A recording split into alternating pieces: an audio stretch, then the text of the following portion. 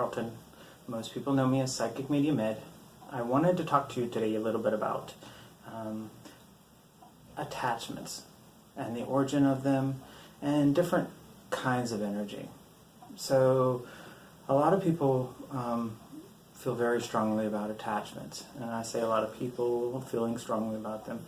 To understand what an attachment is and how people get them, you have to understand what it is. An attachment is, everything is energy. We are energy, and so are attachments. How were we created? We are energy, and we were created from energy. Okay? And what I mean by that is, of course, we have our soul and our soul contract, but when a mommy likes a daddy, no, but seriously, there's the energy between two people that create a child. You know, it's either a lust or a love or some form of energy that is formed, and that is that energy that creates the child, the body of the child. It all starts with the energy, and that is also what an attachment is. An attachment is an energy, and we are co-creators. You know, we've heard this before, and you know, sometimes it's just words. We're co-creators, but we don't understand this in its full entirety. But we are co-creators. So let's say we are having a bad day. Actually, it's more than just a bad day. We're having a bad year, a bad month. We feel very badly, or we are living in this low vibration energy, anxiety, depression. Well, this energy can manifest into, let's just say, a ball, you know, for lack of better words. It can form its own energy, and it can manifest into its own piece of energy. And that is exactly what an attachment is. And when the person says, so say I live in a month or a year of really bad depression or anxiety, well, and all of a sudden I raise my vibration, and this ball of energy, this low vibration, detaches from me.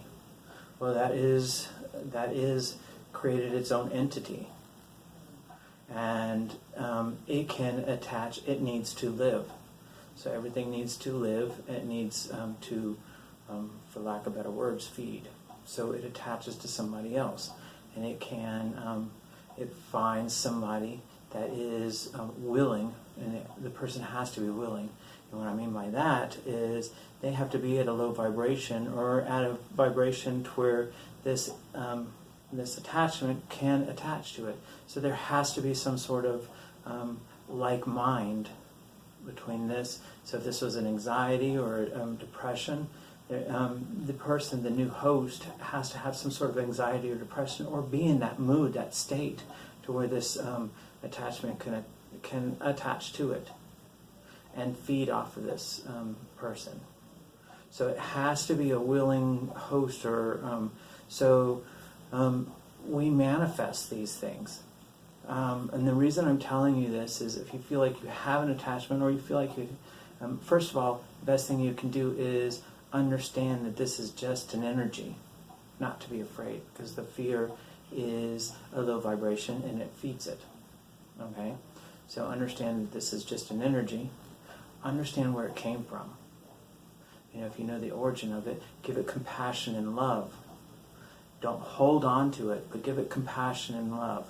Understand that this was someone else's anxiety, or someone else's fear, or someone else's depression, and they've released it.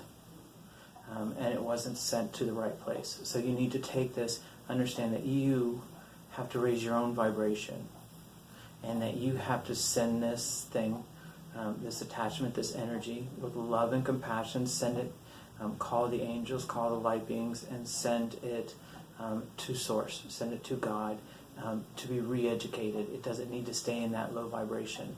It can be re-educated to be a better use, a better energy, a happy, a love, of light. So, and now I'm going to skip on to something very similar, talking about energies.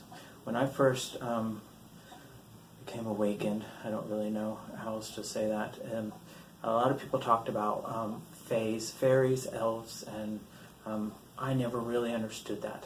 I never really saw the elf realm or the fairy realm, so it was very difficult for me. I love Mother Nature, but I get my information from up here, so to speak. So I didn't resonate with the elves or the fairies, and so I had a very hard time even establishing that. But it's very much the same way. Mother Nature is alive. The plants are alive. So if you think about the plants and Mother Nature having its own vibration, having its own energy, and understanding that it too can manifest into what we can perceive or what we see as its own entity, its own source, and they are nature's beauty. And so they can manifest into fairies, elves, gnomes. So it helps you establish and see the magical land of everything. It was very difficult for me to grasp the concept of the fairies and the gnomes, because I just, to me, in the beginning, it was just way